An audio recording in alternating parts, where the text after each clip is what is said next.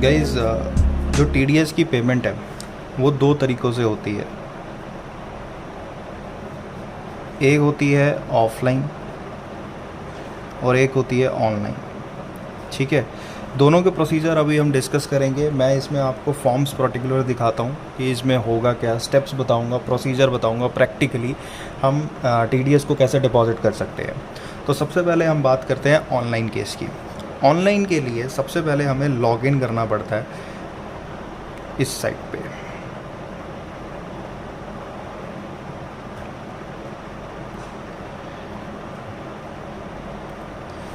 इस साइट पे हम लॉगिन करते हैं ना जब, तो हमें वहाँ पे काफ़ी सारे चलान्स नज़र आते हैं। जैसे कि मैं तुम्हें दिखाता हूँ चलान होता कैसे। यहाँ पे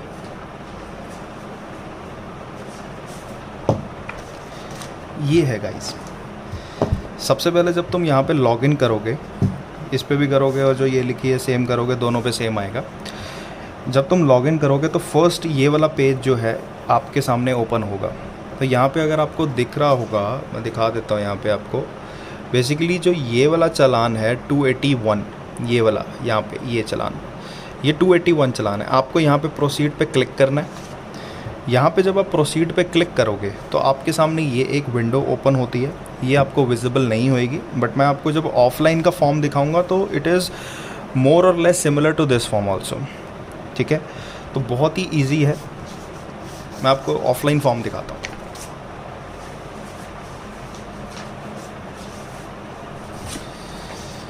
गाइज, ये है ऑफलाइन फॉर्म।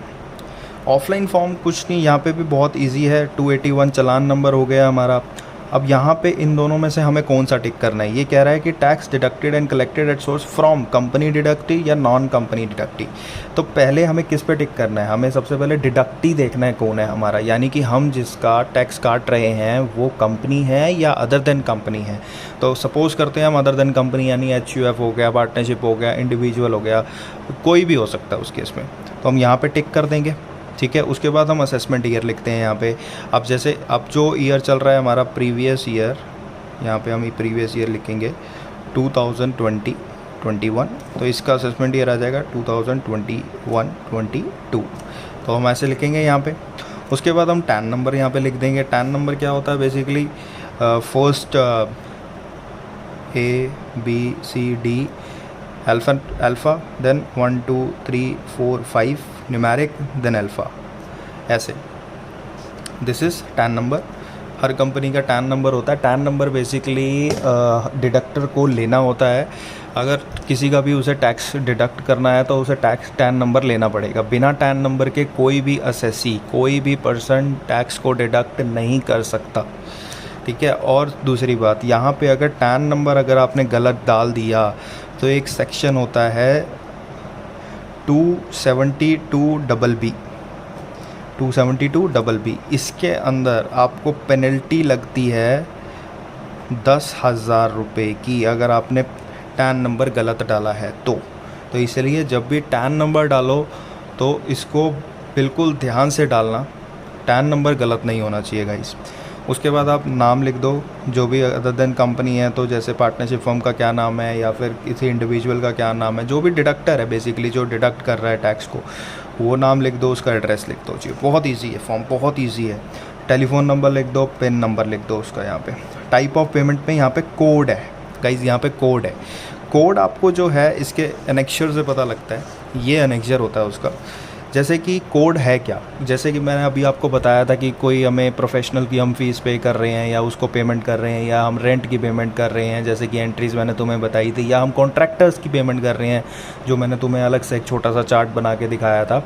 हमें बेसिकली उनके कोड का मतलब होता है उनके सेक्शन नंबर। इनकम टैक्स में इनके सेक्शन हैं, जैसे कि रेंट की बात हमने बात करी थी, तो रेंट की सेक्शन आता है 194I यहाँ पे। अगर हम बात करें अपनी प्रोफेशनल की तो 194J होता है। 194J ये रहा, 194J हो गया। अगर हम 194C पेमेंट ऑफ कॉन्ट्रैक्टर्स की बात करें 194C हो गया। ऐसे ही अदर कमीशन ब्रोकर 194H हो गया। तो ये कोड है इसके आगे। यहाँ पे कोड क्या है? 194H का 94H, 194I का 94I। बेसिकली ये कोड है। तो हमें यहाँ पे कोड लिखना होता है, ये जो चालान है ये हम कौन से वाले कोड के अगेंस्ट में पेमेंट कर रहे हैं, ये हमें यहाँ पे बताना होता है। और जितने भी कोड होते हैं गाइज़, ये ध्यान से सुनना कि जितने भी कोड के अगेंस्ट हम पेमेंट कर रहे हैं, जैसे अगर कंपनी ने टैक्स काटा है, सी में भी काटा है, मतलब 194 सी में भी काटा है, उसने प्रोफेशनल फीस भी पे करी है तो 194 जे में भी काटा होगा, रेंट की पेमेंट कर रहा है तो उसने 194 आई में काटा होगा, कमीशन ब्रोकरेज दे रहा है तो 194 एच में काटा होगा। तो जितने भी उसने अलग अलग पेमेंट दी हैं उसके अगेंस्ट में उसने टैक्स काटा है, तो उसको अलग अलग चालान बनाना पड़ेगा, चाहे वो ऑनलाइन हो चाहे ऑफलाइन हो, उसको अलग अलग ही बनाना पड़ेगा। बिकॉज़ यहाँ पे कोड का ऑप्शन सिर्फ एक का होता है, एक कोड हम यहाँ पे डाल सकते हैं। ठीक है गाइज़, तो इसके क्योंकि ये कोड जब मैं आपको रिटर्न के बारे में बताऊंगा तो रिटर्न में हमें वहाँ पे जब हम स्पेसिफाई करते हैं तो रिटर्न में हमें चालान किस कोड के अगेंस्ट जाता है वो तो वहाँ पे जाके मैचिंग होती है, इसीलिए यहाँ पे कोड सही कोड डालना होता है उसके सही अमाउंट के साथ। ठीक है, फिर उसके बाद हम बात करते हैं कि TDS payable by tax payer, TDS regular assessment raised bye income tax department. हम ये बात कहते हैं कि हम ये रेगुलर मतलब एक तरीके से रेगुलर बिजनेस प्रैक्टिस की तरफ से दे रहे हैं, या फिर हमें कोई डिमांड नोटिस आया है इनकम टैक्स डिपार्टमेंट की तरफ से तब हम ये टैक्स डिडक्ट कर रहे हैं, तो हमें ये बताना होता है। तो नॉर्मली क्या होता है कि हम ये वाला ऑप्शन जब हम एक्सेल की फ़ाइल की डाउनलोड करते हैं तो यहाँ पे ऑप्शन आता है, तो हम इसको टिक कर देते हैं बेसिकली। फिर उसके बाद यहाँ पे हमें इनकम टैक्स के बारे में बताना होता है कि इनकम टैक्स का अमाउंट कितना है, यहाँ पे हमें लिखना होता है कि भाई चलो इतना हमने टैक्स काटा है, तो हम यहाँ पे लिख देते हैं, इन वर्ड्स में लिख देते हैं यहाँ पे सेस कितना है, इंटरेस्ट पेनल्टी वगैरह वो होती है तो आती है, अदरवाइज़ नहीं आती है। ठीक है, उसके बाद हम बात करते हैं इसके, जब हम इन वर्ड्स में लिख देते हैं, फिर उसके बाद हम paid in cash cheque number, तो यहाँ पे चेक नंबर आ जाता है, डेट आ जाती है, ड्रॉन ऑन कौन से बैंक का है वो आ जाता है, यहाँ पे डेट आ गई। उसके बाद यहाँ पे सिग्नेचर आ गए पर्सन के, जो भी पर्सन सिग्नेचर करता है। ठीक है, फिर ये टैक्स काउंटर फाइल होती है जो खुद डिडक्टर फाइल करता है, फिलअप करता है। यहाँ पे टैन नंबर दोबारा से लिखता है क्योंकि ये उसको वापस मिलती है, काउंटर फाइल एक तरीके से। और ये उसके बारे में फिर जो ऊपर हमने डिटेल भरी है वही नीचे हमें डिटेल भरते हैं, यहाँ पे सेम रेप्लिका होती है। ये तो होता है हमारा ऑफलाइन फॉर्म। ऐसा ही सेम ऑनलाइन फॉर्म में भी होते हैं, यही ऑप्शन आते हैं। हम जो ऑफ़लाइन हम टिक कर रहे होते हैं हमें वही ऑनलाइन भी टिक करना होता है। वहाँ पे प्रोसीजर क्या होता है, जब हम ये वाला फॉर्म जो होता है हम ये ऑफ़लाइन ये हम बैंक में लेके जाते हैं, हमारी एक्सेल में हम इसे फ़िलअप करते हैं और फिर हम इसको प्रिंट आउट लेके इसका बैंक में लेके जाते हैं और फिर उसके बाद हम वहाँ पे जाके इसकी पेमेंट कर देते हैं, चाहे चेक के थ्रू करें चाहे हम कैश के थ्रू करें। फिर वो हमें स्टैम्प वगैरह लगा के सब कुछ हमारे को एक काउंटर फाइल इशू करता है जिसके अंदर हमारा सिन नंबर होता है। सिन नंबर कुछ नहीं, हमारी ऑथेंटिकेशन होती है, हमारी डिटेल होती है कि हमने ये वाला टैक्स जो है पे करा है इसके अगेंस्ट। ठीक है, तो ये बेसिकली हमारा ये सब ऑफलाइन होता है। तो अभी मैं ऑनलाइन का प्रोसीजर आपको बता रहा था, लेकिन अभी ऑफलाइन का फॉर्म दिखाने की वजह से मेरे को अब ऑफलाइन का एक बार प्रोसीजर मैं पहले बता देता हूँ, then I will shift to online form. तो हम क्या करते हैं, सबसे पहले इसको एक्सेल के फॉर्मेट में इसको डाउनलोड कर लेते हैं। उसके बाद उसमें मतलब बेसिक रिक्वायरमेंट होती है इनेबल एडिटिंग वगैरह, वो करके हम जो रिक्वायर्ड डिटेल्स आपको मैंने बताई हैं ये हम उसको कर लेते हैं फिलअप, उसका प्रिंट आउट लेते हैं जैसे कि मैंने आपको बताया था। और फिर जो होता है जितना भी अमाउंट होता है हम बैंक में जाके उसका सबमिट कर देते हैं। जब हम सबमिट करते हैं तो बैंक वाला हमें क्या इशू करता है, काउंटर फाइल। ये मैंने आपको ऑफलाइन का इसका बता दिया।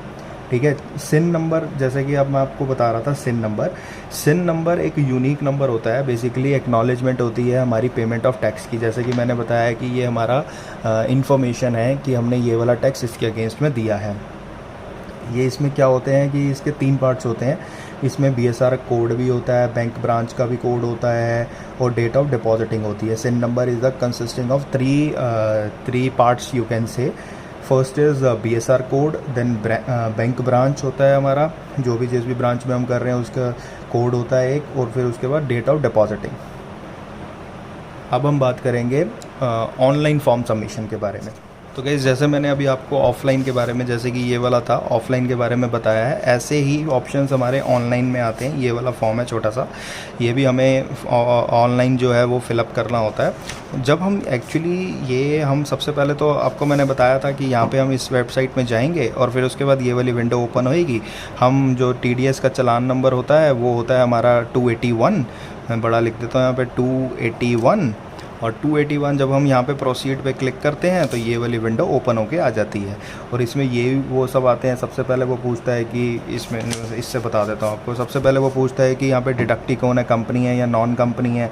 फिर उसके बाद वो दूसरी चीज़ें भी जो हमने यहाँ पर डिस्कस करी हैं बेसिकली वही हैं, ठीक है।